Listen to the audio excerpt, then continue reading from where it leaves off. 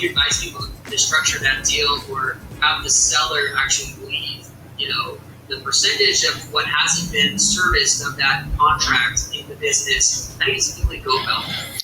Yeah, no, Ryan, one of the ways is they collected, say, $1 million in sort of unearned revenue, and that money has to stay in the business until it's been serviced. And so therefore you're sure that that money is coming into the business as profit and not subject to sort of clawbacks or whatever. And that may be an escrow, an indemnity, whatever the case may be. The other thing, you may structure it, particularly if the business always bills January 1 to get paid by January 10 for the next year. You might want to close the deal between January 1 and January 10 so that you don't have any excess liability from what the seller may have done beforehand. You may need to diligence the churn rate more judiciously, because if you buy it and there's a bunch of unearned revenue and the quality of the service recently fell off a cliff, or a competitor recently came into the market that's taken a market share and you wouldn't know that yet, you wouldn't want to be in a bad way. And so you want to diligence that more. You might also affect the price in an earnout and say, I'll pay you 2/3 at close, right?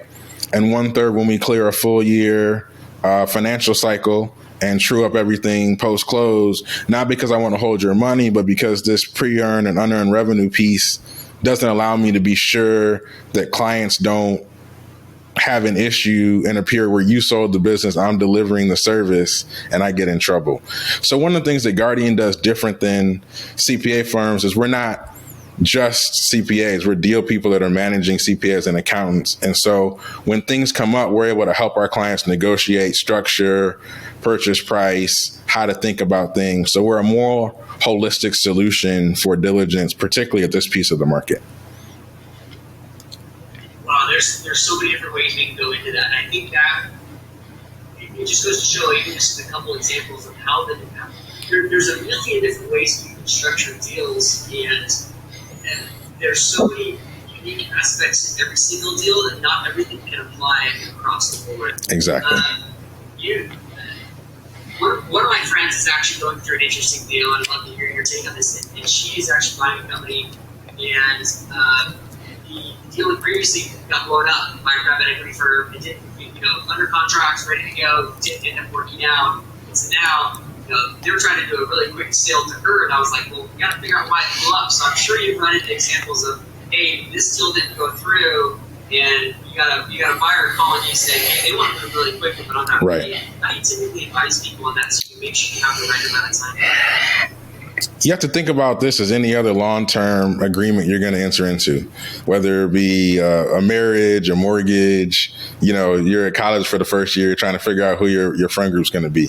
When something's available of value for a very cheap price, or when somebody's trying to influence you to make a really big decision in 24-hour notice, you have to think about the motivation of the other side. So a big part of what I encourage people to do and what I work through with our clients is everybody's in their own head. What does Elliott want to do? What does Ryan want to do, right? But you're not negotiating with yourself. You're negotiating with the seller. So I advise people, take your head out of it. Put your broker hat on. What's the broker's incentive? Well, 5 to 10% of the deal. So of course they want you to sign an LOI within 24 hours so they can keep their client, the seller, on the hook because they're upset that last deal blew up. Put your hat of the seller on. Okay. They just had a hugely emotional process that they thought was going to be their ticket to financial freedom fall on its face. So they're very emotional. They're very sort of moved. And so very quickly transitioning to something new, whether it's good or bad, or whether it's just kind of like a rebound in a relationship situation just to keep them going, right, is something that makes sense for the seller. Do you want to be that person as a buyer?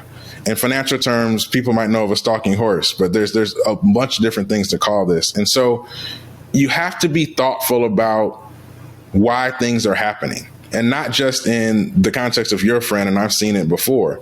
There's also deal fatigue. So sometimes you'll see a deal and they'll say, oh, yeah, the first buyer couldn't get the financing. The second buyer was crazy, but you're the one. You're the one.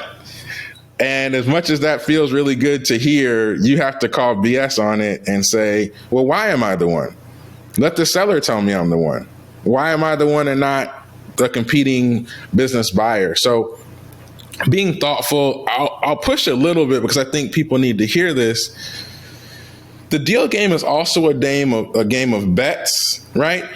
And recourse.